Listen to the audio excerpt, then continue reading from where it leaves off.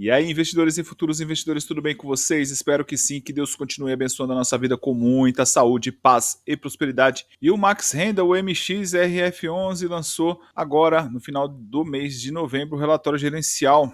E eu queria comentar com vocês, se é a sua primeira vez aqui no canal, seja muito bem-vindo. Meu nome é Leonardo Aguiar.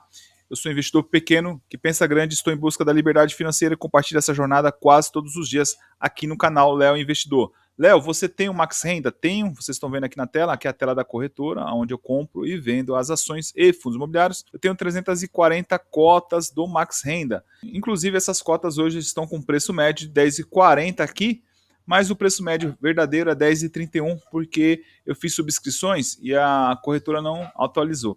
Tá? De qualquer forma, de qualquer maneira, o preço da cota do Max Renda está em 10,01. Então, se eu fosse vender as cotas hoje, eu venderia com prejuízo de 3,76, quase 4%. Em reais, nós estamos falando aqui de R$ 133 reais. Não me preocupo, tá? Para mim, é até melhor que esteja abaixo do meu preço médio, que eu consigo comprar mais cotas.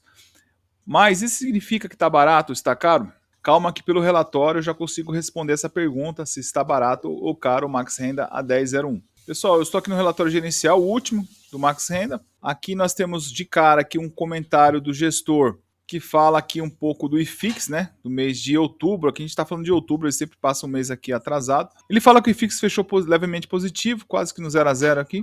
Porém, já vou adiantar para vocês que no mês de novembro não foi bem assim, tá? O IFIX teve uma queda aí bem significativa. O IFIX, para quem não sabe, é o índice dos maiores fundos imobiliários da nossa bolsa. É uma cesta, né, dos maiores fundos imobiliários da bolsa. Tá? Ele fala aqui da PEC, né, da emenda, da proposta de emenda constitucional da PEC para elevar os gastos. Né, o futuro governo quer elevar os gastos do teto, ou seja, gastar mais do que arrecada. Então o mercado já criou um estresse ali, porque o mercado já está prevendo lá na frente uma taxa de juros maior, uma inflação maior. Por quê? Da onde que ele vai tirar o dinheiro para cobrir esses gastos acima do teto? Então, provavelmente ele vai querer pegar dinheiro emprestado. Para isso, ele vai ter que oferecer uma taxa de juros maior, né, na Selic, vamos dizer assim.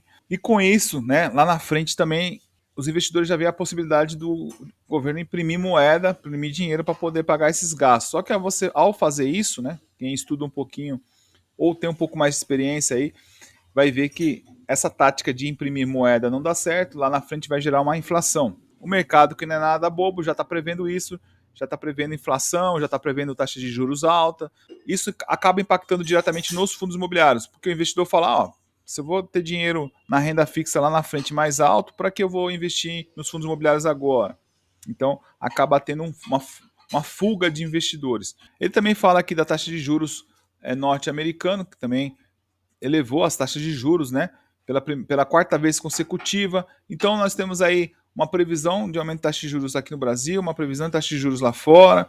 Então, tudo isso contribui para que os próprios fundos imobiliários sofram esse impacto. Então, ele destaca aqui o aumento do número de cotistas, né? Com todo esse cenário, ainda assim o Max Renda vem aumentando o número de cotistas. Nós somos mais de 710 mil cotistas, 4% a mais. Então, é o maior fundo imobiliário em número de cotistas na Bolsa.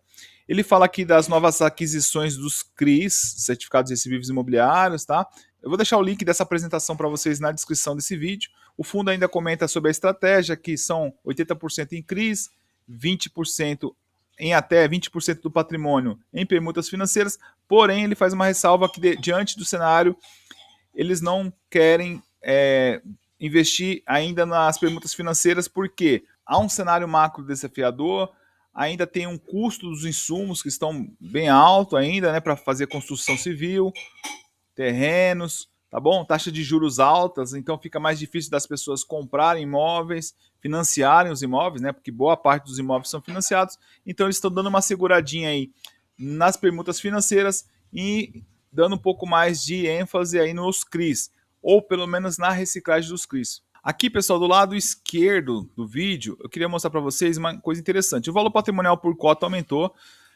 Se não me falha a memória, era 10,14, foi para 10,20. Isso aqui já responde a pergunta, né? O Max Renda está sendo negociado a 10,01, ou seja, ele está sendo negociado abaixo do valor patrimonial. Então, nessa casa que o Max Renda está sendo negociado hoje na bolsa, 10,01, para mim está interessante, tá? Abaixo de 10 reais eu vou pensar seriamente em colocar um pouco mais de max renda na minha carteira, mas isso é a minha opinião, essa é a minha visão, tá bom? Cada um tem sua estratégia. Aqui ele fala que foram pagos 10 centavos, né? Então a gente recebeu aqui 10 centavos no mês de novembro para quem tinha as cotas do max renda do dia 31 para o dia 1º de novembro, quem dormiu comprado.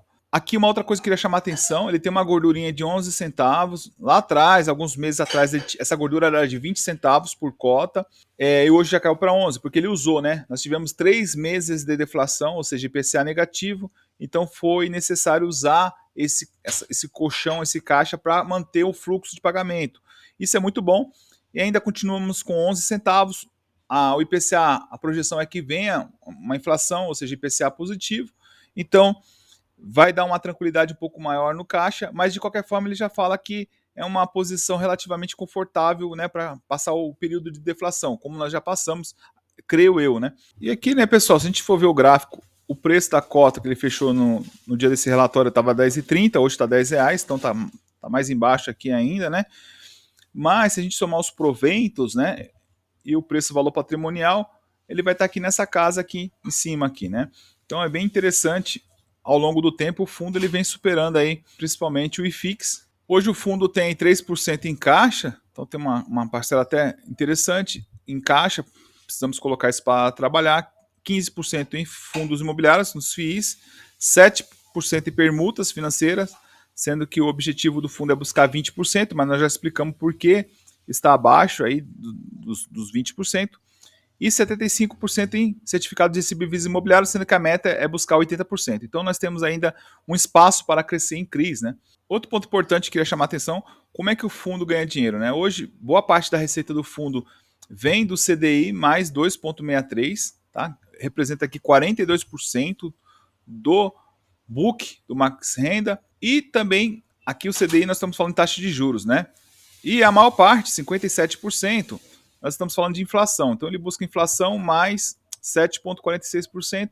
Nós estamos falando aqui de 57%. Então bem equilibrada a carteira, né? Aí depois nós temos uma pequena parcela em GPM, em CDI, renda fixa, né? Então, mas o grosso mesmo são o CDI mais o IPCA. Os fundos imobiliários, assim como as permutas, não tiveram muita alteração nesse último relatório, continuam praticamente as mesmas posições. Boa parte aqui ele investiu em fundos logísticos, é uma estratégia tática aí do fundo. E aqui, pessoal, queria chamar a atenção, uma coisa interessante do Max Renda que eu gosto, a diversificação. Uma parte da renda vem de inflação, outra parte da renda vem de juros, então nós temos ali um equilíbrio. Aí depois a gente vem aqui para o book de CRIs.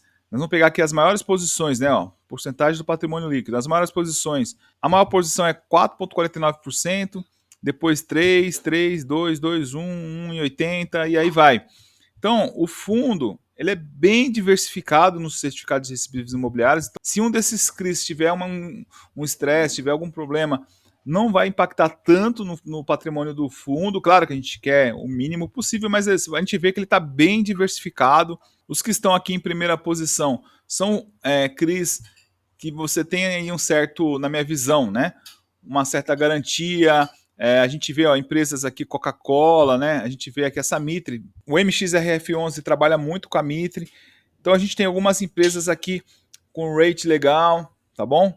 Né? Então a gente tem bastante qualidade. Eu vejo aqui bastante qualidade e diversificação na distribuição que o Max Renda faz dos seus CRIs.